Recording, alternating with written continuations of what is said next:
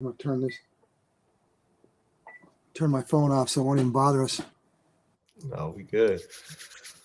What's going on, everyone? It's Mitch from RespectMyRegion.com. We're back with another episode of the RMR Podcast today, joined by special guest Tim Blake of the Emerald Cup. How we doing today, Tim? Excellent. Pleasure to be here. Nice to be back.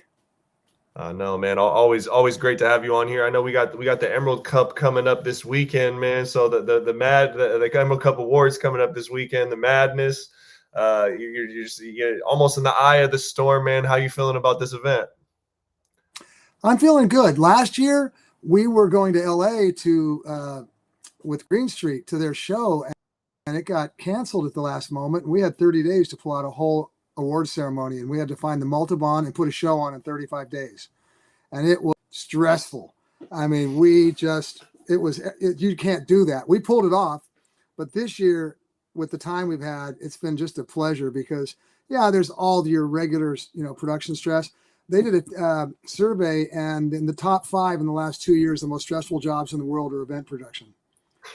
And it's true, especially with COVID and the legalization and everything, it's tough, but this one feels good. We have a great crew, a nice site, and I'm really excited about it. I love that. And this is the first time you guys are like Bay Area proper, correct?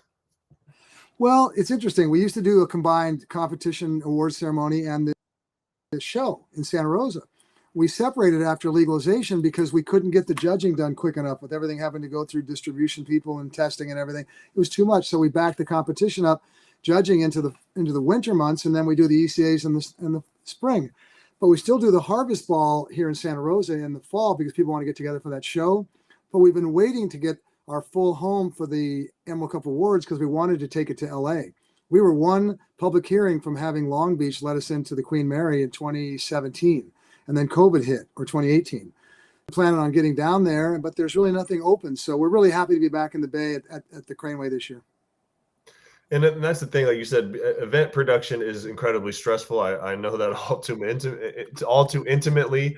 But when you add in that factor of cannabis and just trying to get around regulation and where people are going to allow, cannabis to be cannabis is a very difficult thing, especially when you start looking at areas like LA. What has your experience been trying to find a venue, let you guys be who you are, and them to be excited and basically allow that? This has all been about education. We first came to the Sonoma County Fairgrounds. We wrote a 22-page proposal talking about a cannabis country fair, and they let us in when Mendocino and Humboldt wouldn't. That's why we went to Sonoma. So we had trouble. Then we get down there, and we do great. Legalization comes, and it's been 5 years of battle with the DCC, which is the Department of Cannabis Control.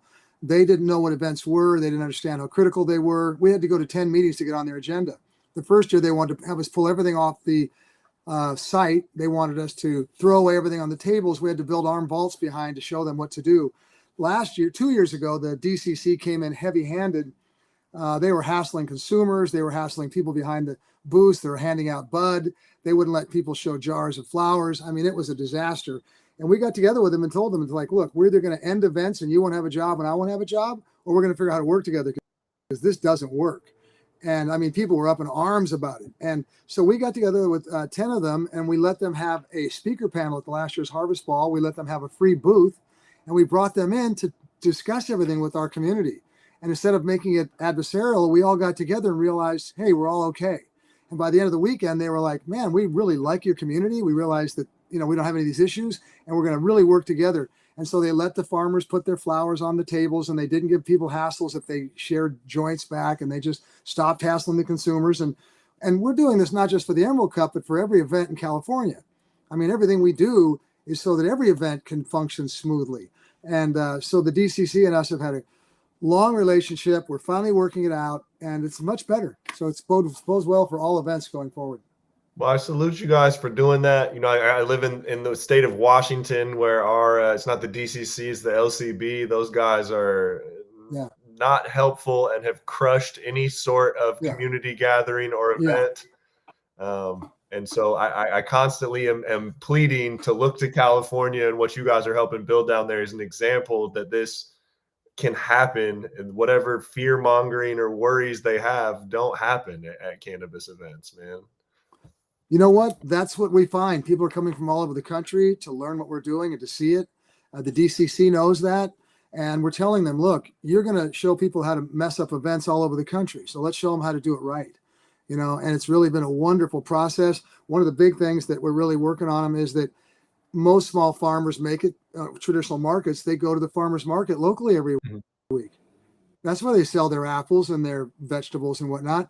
And cannabis farmers need the same thing. They need that direct access in every local farmers market. And there's no reason why they can't, except for it's like we don't trust you to tell us exactly what you sold and everything else. But at the end of the day, like I tell them, you're going to have to trust us or you're going to destroy what's left of the small farmers because they need those direct market sales. So once we get that down, it'll work out into Washington, all over the country, and it'll really straighten it out because California does lead the way.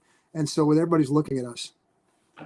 Absolutely. And that's, my local's farmers market. There's always 1 or 2 wine tastings. So they have a pretty unregulated, there's no authorities there. You just show your ID to a little, husband and wife owned winery and you can do a tasting and buy bottles right there and no issues.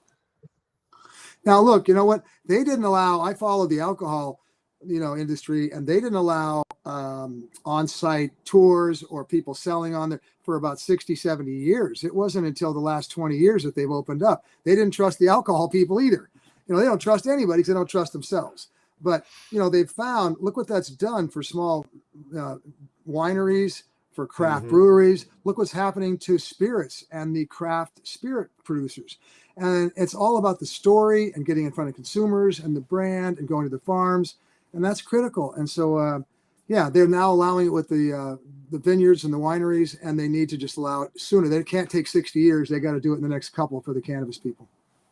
No, and man, I never even thought about that. That's super interesting that that's only been allowed the last couple of decades because you look at the rise of craft and small business in alcohol, and that's really only been the last couple of decades too, coupled right alongside of that.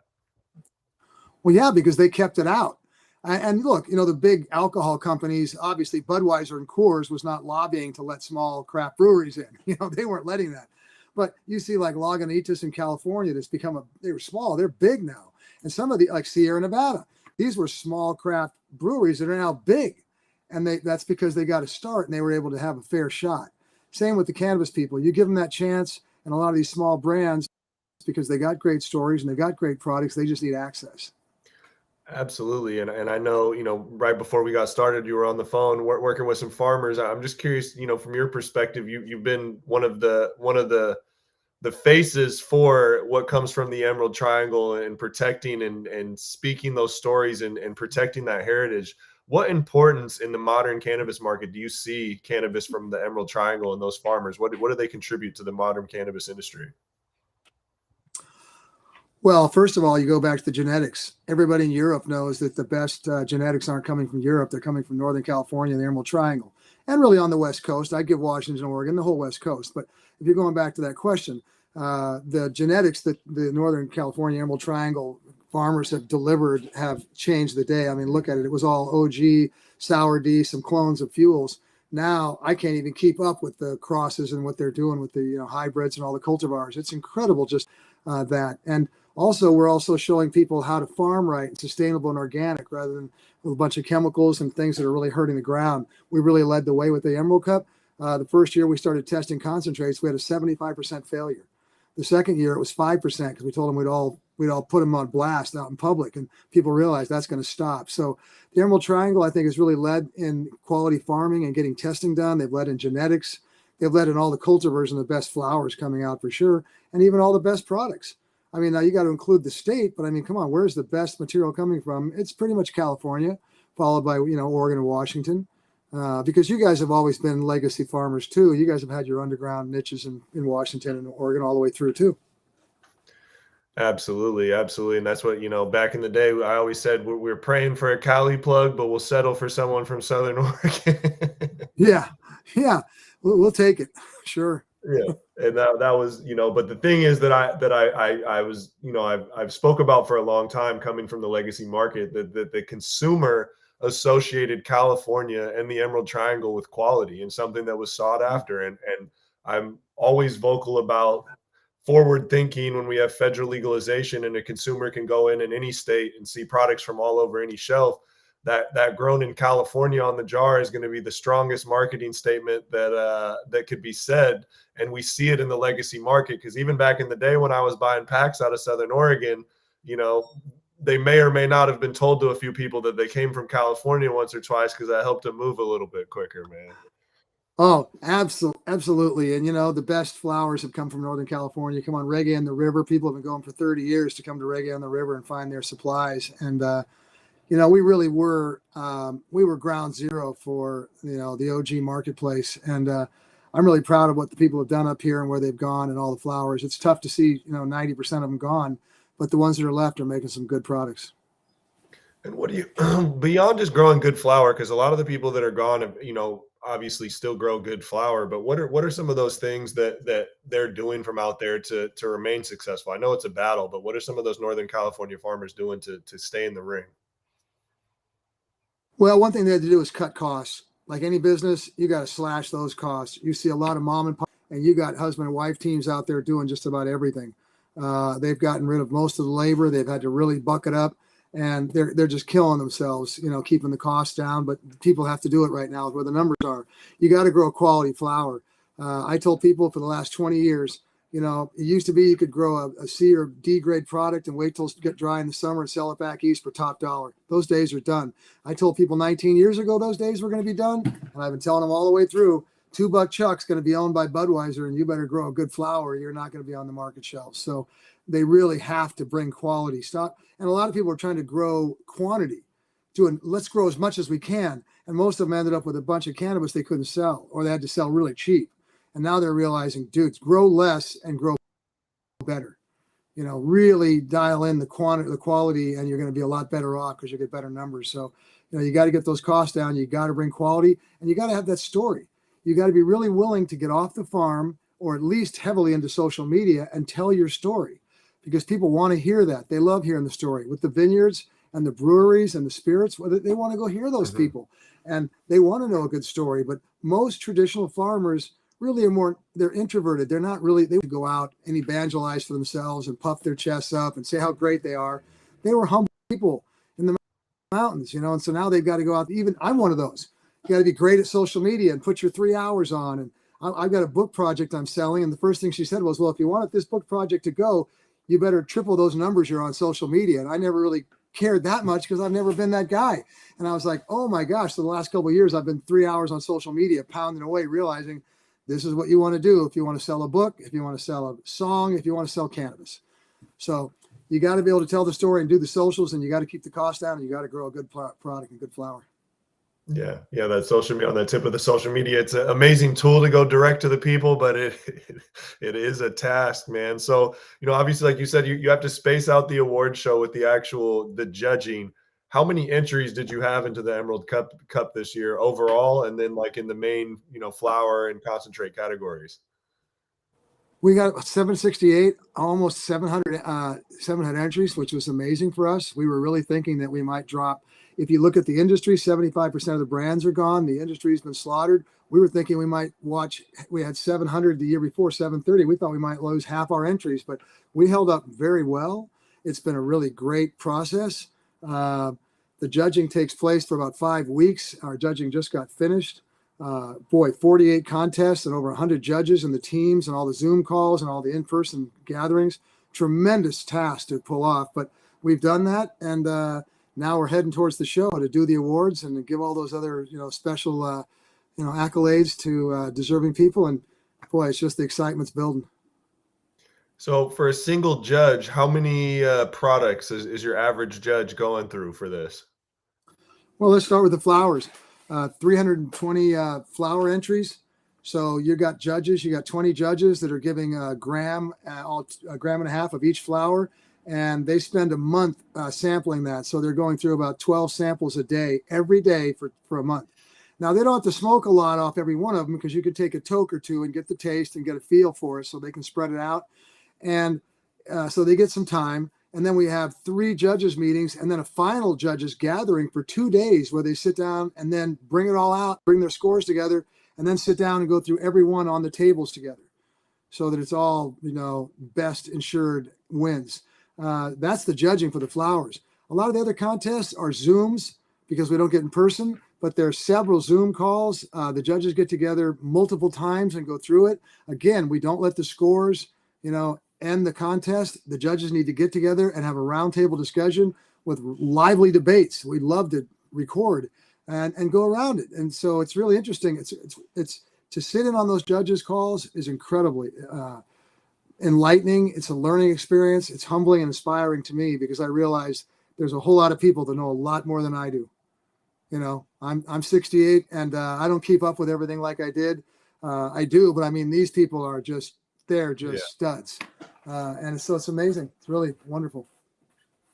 And I like that, especially the flower is the most important thing. We're talking about cannabis because everything else comes from that, right? It's concentrates, edibles. It all starts with the plant, right? And so I get the emphasis, the heavy emphasis around the flower, and I like that there's that community aspect of people judging on their own, but then coming together to share notes, because I think that helps share perspective, and you might have your own perspective and be looking at something, but someone else can help unlock and kind of give you a little bit of a different look. Does that end up, you feel like people kind of rank things on their favorite, and do you think that community aspect kind of gets them to shake up out of their own framework and maybe rethink their list?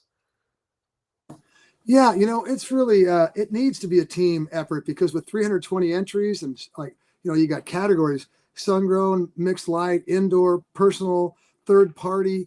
I mean, there's a lot of categories to do. And then we're also highlighting and acknowledging all the terpene profiles. And so there's just a lot of work to do. And when you go through all, sometimes one judge will get a better bud than somebody else did. And they'll go, wow, I got to go back and test that. And then it'll be like, wow, that really is better. Some may not look quite as good, so they'll score it lower. And then when they get the jars together, because when you're looking at 1.5 grams, sometimes it's hard to really take the whole picture. When you get together and then you see the jar and everybody gets to talk about it. And so, yes, there are judges' opinions that are changed, and there are lively conversations going back between the different preferences, because at the end of the day, everybody has preferences. Some people like gas, some people like desserts. Some people like indoor, some people like outdoor. This year, we do a best of show at the end of it between the winners. Very interesting because in the beginning, it was 10 points on a 50-point scoring system, 10 points for smell, taste, and look, and a 10 point for the high, but the high got a double score. Looking at the effect, having to win the day. At the end of the day, it couldn't just be the prettiest flower. It had to be something that really rocked you. Now, as we brought indoor in and our palates have all changed, and it's not just a bunch of Neanderthal guys smoking OG in the woods anymore. It's like, okay, a little bit more of that taste and look and smell is balancing out that effect. And so which one really wins the day? Is it just the high, or does it really have to? And so then you really get into people's preferences. So we had a very lively, rowdy debate about which one the best of show this year. And we're going to talk about that because it's a great story. And it's really changing the way it is. So, our judges get together and they learn a massive amount because we're breaking this all into terpene classification systems. And so they're sitting down and learning all this. And we do the same thing with the concentrates. And boy, you look at the pre-rolls, they have all these categories: infused, non-infused, solvent, this. I mean, it's just, and they're so beautiful and stunning now. One thing that we're seeing overall is the quality of the products coming in have significantly been raised. With so much product, people they don't need to do distillate or CO2 anymore. They're not doing, and the solvent concentrates aren't as hot anymore because you can get so much live rosin, and look at it. If you can get a live rosin cart or a live resin cart for as cheap as a CO2 or distillate, you're picking that live rosin or live resin. We're not even going to have the CO2 or distillate contest next year. In 5 years, we've wiped it out. It's gone. And that's the progression of the industry. And like you said, there's so much, but competition, steel sharpens steel. As you see things around you get better, it's not always even about wanting to one up the next person in a one up them to put them out of business. It's like, cannabis has always been like, look what I got. Look what I got. Hey, look what I got. And we always are looking for something new and seeing iterations of classic things taken to that next level. And it truly does rise everything. and that community you've built, it's no surprise that you're seeing that within the Emerald Cup entries. Yeah, and what we'd like to teach and educate people is, look, don't get tied up into CO2 or distillate. Move up into live resin and live rosin. Make a better product right off the top, especially if you're small, because you're not going to compete the $2 chuck end with Budweiser. That's going to be taken by big boys. And I won't name them, but we all know they're big boys. And so, it helps people, but it also gives the consumer a better product too. Consumers come in, and once they taste a wonderful live rosin or live resin cart, they're like, wow, where did this come from? And so it's beautiful. And, the pre-rolls, they used to do, shake in the pre-rolls. Then they started putting the flour in because they had to step that up. Just like you said, your neighbor's doing it flour. So now I got to do a flour. Then it was like, wow, now we're infusing it with live resin or live rosin. Well, I got to do that too. And now you're embarrassed to pull out like a crummy little infused thing that came from CO2. You're like, I don't even want to show that anymore. So I'm really excited for the consumers to see such great quality products. That's who wins at the battle of who's got the best. The consumer is definitely it benefits the most from that. And I like how you were saying, I want to take it back, how you were saying you grade it on a 5 scale and effects get double, because I've seen this conversation a lot, and I have it with growers. I'm not a grower, but with my friends that grow, of like, what's the most important thing when it comes to cannabis? Is the look, the smell, the taste. And I've always been taste, but someone recently put it to me where they said effect, and I've always said, if it doesn't taste good, I don't want it. But someone shifted my perspective recently. I'm still going to probably stick to taste because I'm stubborn, but they said the entire reason you're smoking cannabis is for the effects. And so it's the foundation of why you're even partaking in this. So that was their reasoning of why they put effects at the top of the list. Is that something you agree with? I'm old school, and everybody has their own preference and vote. I'm, at the day when I grew up, it came, how high does it get you? And what kind of high is it? That's what we cared about. And if it was really good, it was going to expand and have the taste anyway. So it was going to be, we're all looking for something. We were all, a guy came to me and showed me the first super indoor. It's called the Grease Chronic and the Magic. I'd never seen anything that good. It was the best cannabis I'd ever seen. And I was like, wow, this is amazing. And that really made everybody stand up and go, wow, look what can be possible. And so that's what we're all doing. We're all looking for something. The interesting thing is that I think what happened was, we were all kind of, I won't say meatheads, but there was a period of time where it was like, we got to have an OG and it's got to be 30%. Now we're seeing so many different types of people come into the industry, so many more women, so many more older people, so many, different types of people. And, some people like Awesomines or Jacks, for a terpenoline, terpene, and some people like different things, and it's good, it's great, it's that diversity.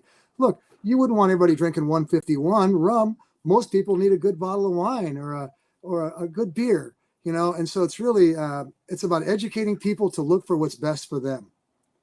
And within that, we have such great judges.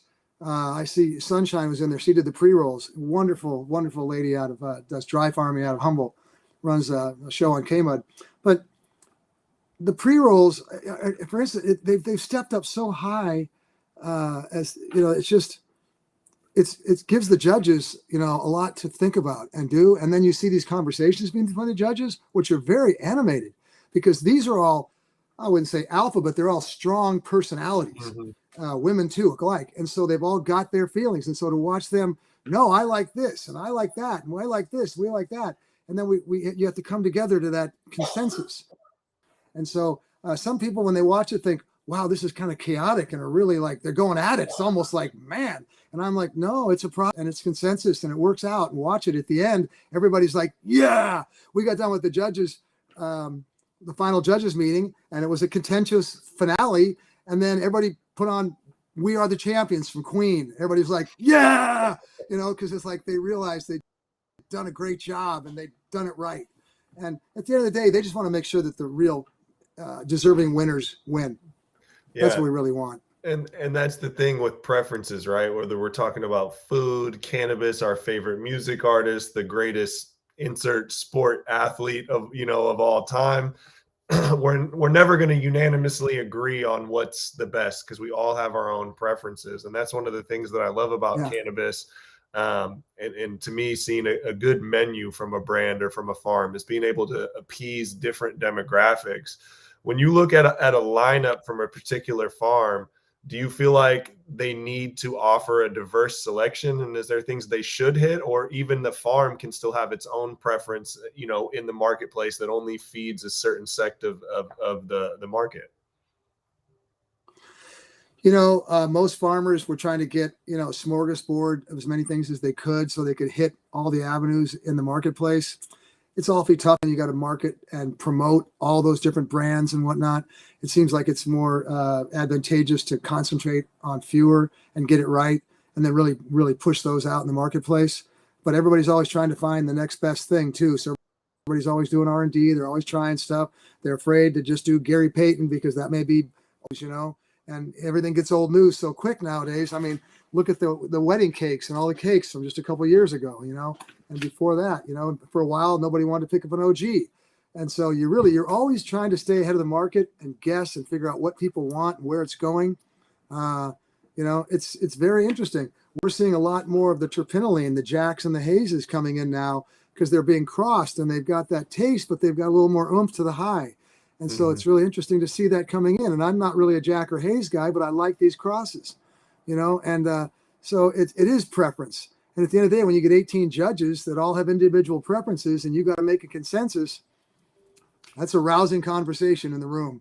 And it is for all the judges. And, but it should be like that. If you're judging a food contest, some people are going to like lasagna more with the tomato taste. Some people are going to like it more with the garlic taste.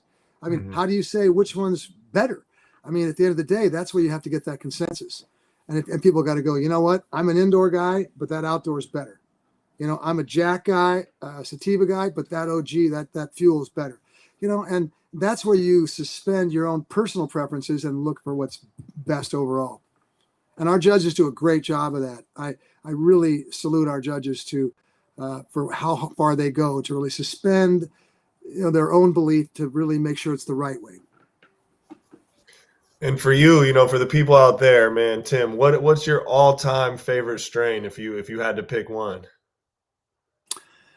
I like the unique phenotype of the PK, which came into my reality in about 2004. I brought it up here from LA. I finally got it, and I unleashed it. And they were really mad at me because you were supposed to pay like a bunch of money and never give a clone out. And I gave it to half of Laytonville. They were like, how did Laytonville get that? I didn't tell anybody for years, so I thought they'd come get me. But Biggin won that, the fourth cup with the PK. And I really love that. A little different than the OG.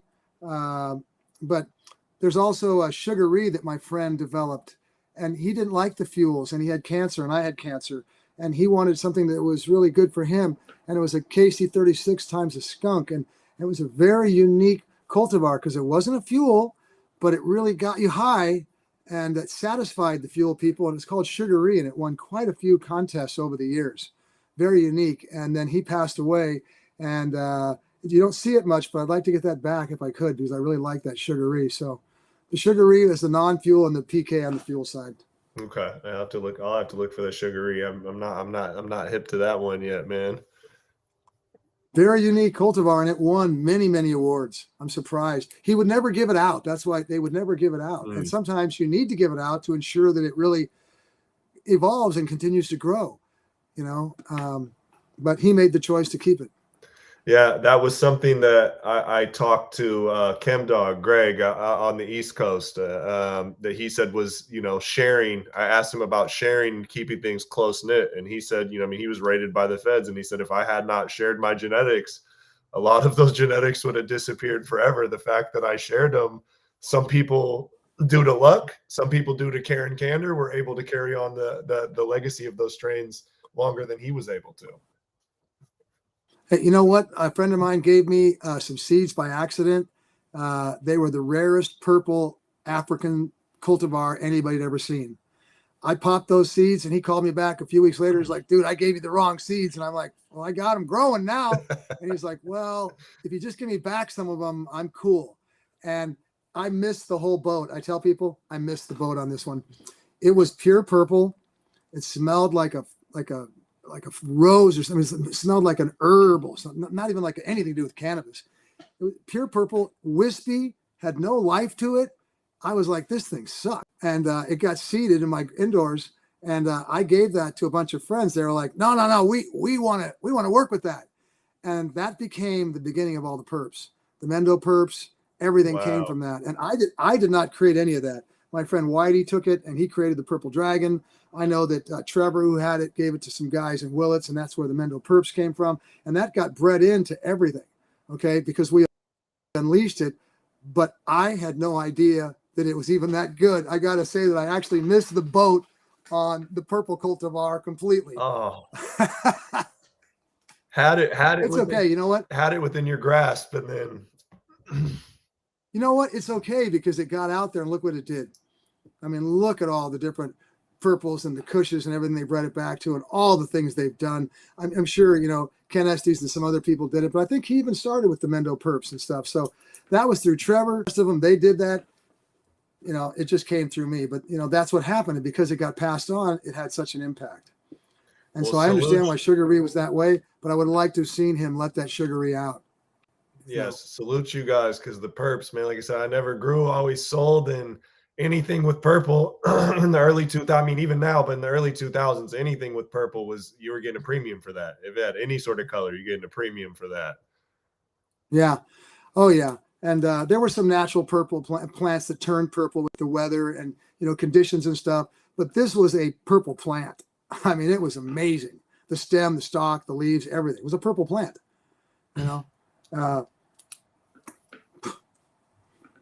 who knows? It's this wonderful part of the history. Absolutely. Absolutely. I mean, so for people out there curious, man, the 19th annual Emerald Cup Awards is coming to Richmond, California, Saturday, May 13th. Anything else you want to plug real quick, Tim, before we get you up out of here, man? We're going to have Mila Jensen come with us and accept the Willie Nelson Award. I'm honored to have her come in here. She's just an incredible visionary woman who led the way with hash and concentrates and really helped us develop that whole thing that she taught people around the world and stuff and freely gave that information out. So we're really great to see her and the rest of the folks.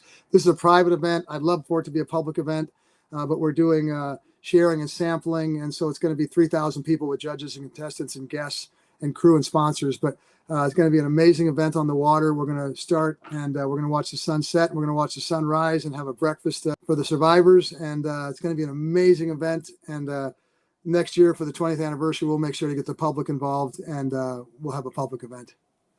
I love that. Well, Tim, super appreciate you joining us. The Emerald Cup is this weekend. I know I will sadly not be there. I'll be up here in Washington, but my counterpart Joey should be in attendance down there in Richmond. But appreciate everything you're doing for the industry, man. It's been involved in this game a long time and had a lot of impact in a lot of ways. So just hats off to you, man. Really appreciate everything you're doing. Well, thank you. Thank you to all the people like yourself that are doing the work. I say it all the time. It's through education we're making the changes, and it's people like you that are working for peanuts that are doing it. And without you, we don't make that change. So we're all a team, and we're all just moving this forward. And if you look at cannabis and you look at plant medicines and what's happening, we're going to heal this country and the planet because people are going to calm down and get balanced because we're going to use these plant medicines in the right way. I love that, man. I appreciate you, Tim. This is the Respect My Region podcast. If you're on YouTube, man, somewhere underneath Tim's the subscribe button. Make sure to hit that. You listen on Spotify, Apple, make sure to follow. We'll be back with more content this week. Appreciate everyone.